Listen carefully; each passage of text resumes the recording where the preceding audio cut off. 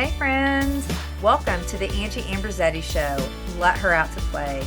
I'm Angie, your host, a teenage mom turned multi-six-figure earner, married to the same man for nearly 40 years. I'm a homeschooling mom of 7 and totally unqualified, at least on paper, but wildly called by God.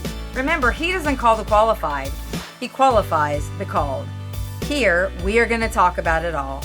Healing from the hard stuff, building a business with heart, raising a big family, walking in faith, and finally breaking free from the lies that said we weren't enough.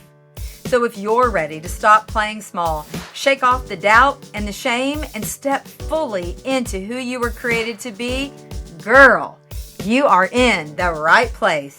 Let's go. Well, here we are. Episode 1. Probably the least stressful of anything I've recorded to date because it's my story. And I know it because it's deep inside of my heart. I walked it. I'm going to take you back to August of 1988. It was a hot summer day back in Indiana, and I was on my way to my annual doctor's appointment, that girly appointment. You know what I'm talking about. I had a cigarette in one hand and I had a Coke in the other hand. I didn't have a care in the world. I was just going in to get my renewal of my birth control pills. So I get to the doctor and they do their exam and all the things. And the doctor says, I think we need to run a blood test. And I'm like, okay, for what? And he's like, well, let me get the nurse and we'll just do a blood test. We'll do a urine sample and we'll go from there. So I give the urine sample and the doctor comes back in and he says, well, looks like you're having a baby. And I'm like, what? What does that mean? And he's like, miss, you're pregnant and you're going to be having a baby in about 8 months. I was floored, shocked to say the least. I wasn't married. I was a teenager. I literally didn't have a pot to pee in. You know what I'm saying? And I'm going to have a baby.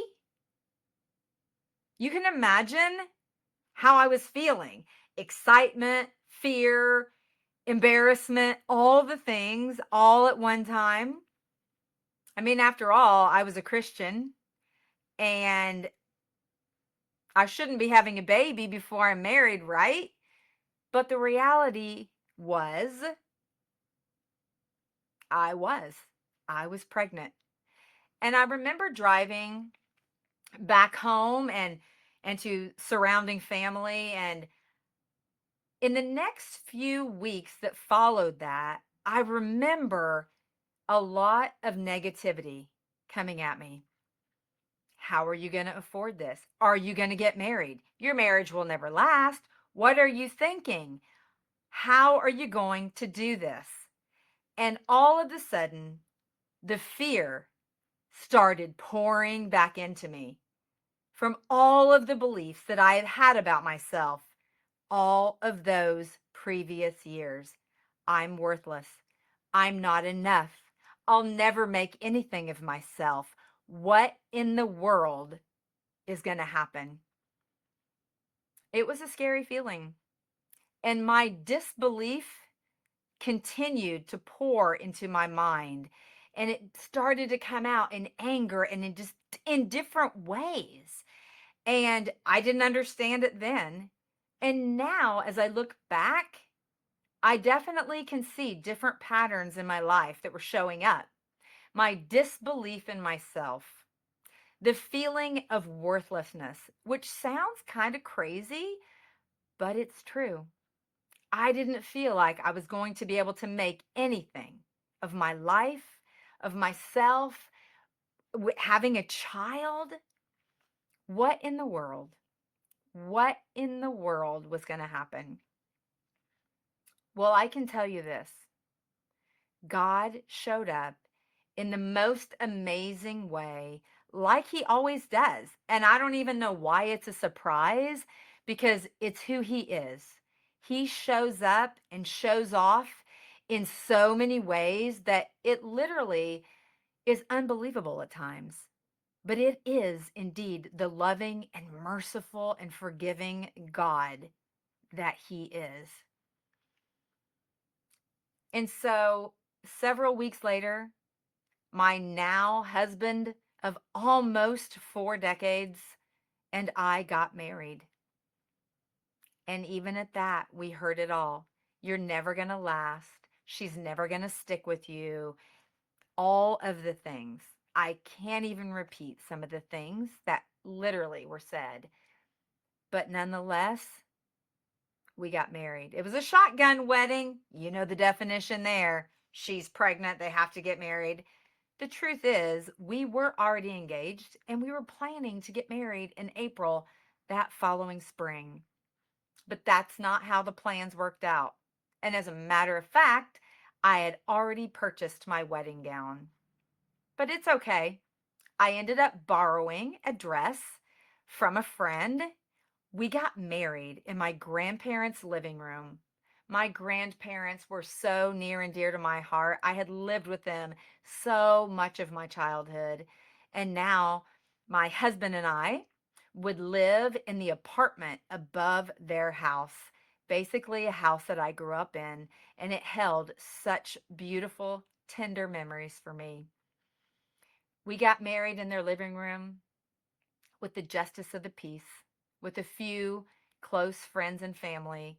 We had a celebration at the local Lions Club, I believe is what it was. And so began our life together. I decorated the nursery in mint green elephants. I'll never forget because we didn't know if we were having a boy or we were having a girl. As it turned out, we had a little boy. What a beautiful, beautiful blessing the Lord gave in the midst of that situation that seemed somewhat grim at the time. But God knew exactly what He was doing. And not only that, He took that little boy, made him our first of 7, and we have the most beautiful story to tell over these last almost 40 years. And now we have 7 children, 13 grandchildren, and who knows how that number is going to continue to climb. But I wanted to give you just a little piece of the story and how it began back in the summer of 1988. That's it for today, friends. Thanks for tuning in with me today. I hope today's episode stirred your soul, sparked your faith, and reminded you that your story is far from over. Keep walking in freedom. Keep showing up bold, and never forget, God doesn't call the qualified. He qualifies the called. Be sure to leave a review, subscribe, or share this podcast with a friend who needs to hear it as well. Until next time, keep letting her out to play because the world needs your fire.